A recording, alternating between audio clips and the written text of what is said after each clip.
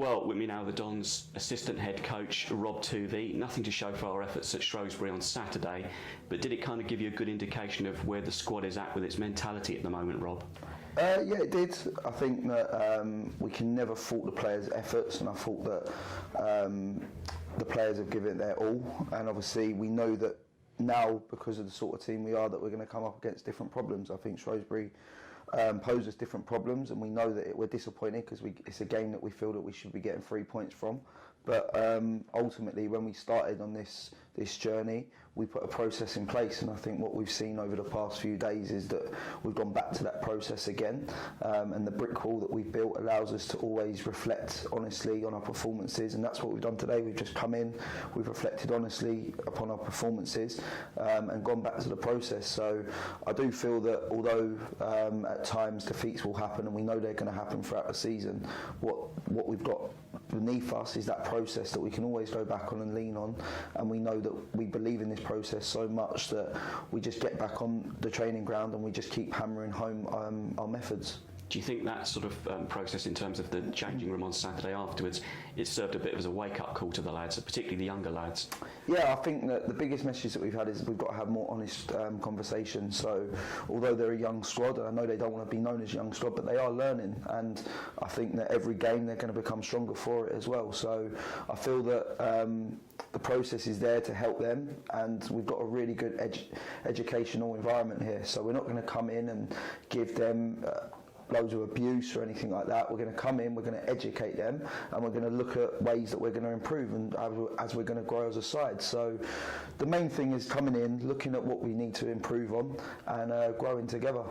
So of course as well, moving on quickly because the games are coming thick and fast, it's Rotherham United on Tuesday night. Very happy memories for yourself, of course, as under-18s coach last season when we were up there in November. We won the Youth Alliance League Cup. Yeah, no, great day. One that I know the academy, it's great memories for myself as well, but also for the players involved in that, and obviously some of them players are now in and around the first team, which is great to see as well. But no, yeah, great memories up there, and yeah, I'm looking forward to going there with a crowd as well now. So, no, really excited. Absolutely, and the focus immediately on the coach on the way back the other day from Shrewsbury was already turned upon looking at their game with Crewe on top of the analysis that you'd already built upon, yeah? Yeah, the work that G and Tom do, they're always 1 or 2 games ahead, and they're always feeding into myself and Robbo.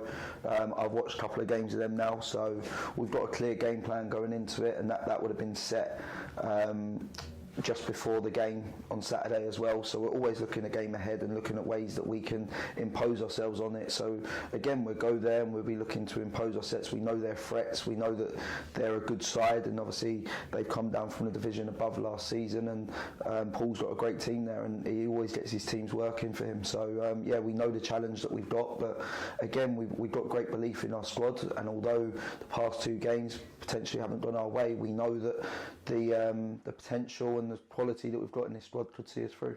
And one of their threats that Dons fans will remember, of course, as well, in terms of Michael Smith, he really sort of cut his teeth here at league football level and has gone on and forged a very successful career at this level. He's a real threat, isn't he? Yeah, I believe he's got 4 or 5 goals already this season, and you can see that he's a real threat. Balls come into the box frequently, and he's always there to try and attack them. Yeah, so he's a focal point of their attack, and we've looked at his sort of movement and the challenges that we're face up against him, and hopefully we can really show our quality as defenders as well. For ourselves, of course, the focus is on very much on ourselves and the situation. We've got no Paul Cullenby, no Ollie Palmer, and what's the situation as well now with Ayoub Sal? Yeah, so Ayoub picked up his 5th booking on Saturday, so he missed the game, and yeah, it's frustrating. He's a young lad, and he'll learn from this experience, and he doesn't want to miss games of football, and ultimately it's not what he done on Saturday that means that he's going to miss this game. It's potentially what he's done before. But again, I'll go back to it. He's got to educate himself, and he's got to reflect honestly on this and go, did I pick up any silly bookings in the previous games leading up to this one? And I think that he'll find that he probably did. So yeah, he'll learn from that experience and move on from it. We'll talk a little bit more about Ayoub in a moment, but is there any other team news to report around the squad ahead of tomorrow night? No, everyone else is fit. Everyone else is trained today. So yeah, we'll go up there with a fully fit squad apart from PK and Ollie. We did have Luke Jenkins back out today training with us, which is great to see, and we welcome him back as well. So he's probably in the stage now where he's probably got to go through two months of training to get himself back up, like a mini pre-season for him, and then we'll look at January time to try and get him that men's experience out on loan. That's really good to hear. Just to go back to Ayoub as well, I mean, of course, we've spoken in the past about he needs to adapt to this level, but also is there perhaps, as I think as Robbo said in the past as well, that without going too much into it, there needs to be a little bit of protection for him as well in games? Yeah, the type of player that he is, I think he always needs that bit of protection, but I do think as well that if you look at the 5 bookings, couple for dissent, taking his shirt off, they're things that we don't need. He doesn't need. He wants to be on the pitch. He loves his football, and his passion for football is unrivaled within players that I've coached before. And I think that now he's got to look at himself and go, what's the best way that I can keep myself on that pitch every week? And I don't think them silly yellows are needed. So yeah, although he needs to really now work on protecting himself, I think that referees do need to help him, of course, but that's for us as coaches, staff, to try and educate him and show him, listen, it's a compliment. If they're kicking him, he must be doing something right. So he takes that as a compliment, and we can move forward from there. Absolutely, and of course as well, I mean, you know, you're a young coach as well. Don's fans can understand the situation too, in terms of you defend a player when they're in a situation like that as well. How did you find the experience of picking up a yellow yourself from an incident recently and moving on from that going forward now? Yeah, obviously it's not something that I like, because obviously we want to set the example to the young fans out there about treating officials respectfully, and we try and get our players to do that as well. So obviously I'm not proud of getting a yellow card by any stretch, but what I would say is that sometimes the frustration when you feel that you're not getting the protection that's needed on young players that we've got, young skillful players, then obviously emotion can build, and obviously I've got to try and control that emotion a little bit better, and that's the learning that I've taken from it.